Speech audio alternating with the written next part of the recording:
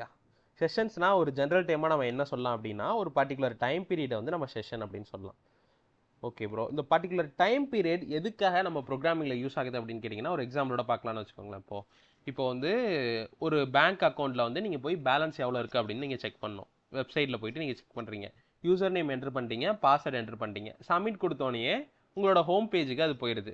But ஆனால் நீங்கள் உங்களோட அக்கௌண்ட்டில் பேலன்ஸை செக் பண்ணாமல் வேற ஒரு ஒர்க் வந்ததுனால அந்த வெப்சைட்டை அப்படியே விட்டுட்டு போயிட்டீங்க. ஒரு ½ hour கழிச்சு வந்து பார்த்தீங்கன்னா அது அதே ஹோம் பேஜில் இருக்குமான்னு கேட்டிங்கன்னா இருக்காது. அகைன் அது எங்கே போயிடும், உங்களோட இனிஷியல் லாகின் பேஜுக்கே போயிடும். எதனால் அப்படி போகுது? ஆத்தென்டிகேஷன் யூசர் வந்து யூசர் நேம் என்ட்ரு பண்ணுறாங்க, பாஸ்வேர்டு என்ட்ரு பண்ணுறாங்க, அதை சப்மிட் பண்ணோன்னு தான் ஹோம் பேஜுக்கே போகுது.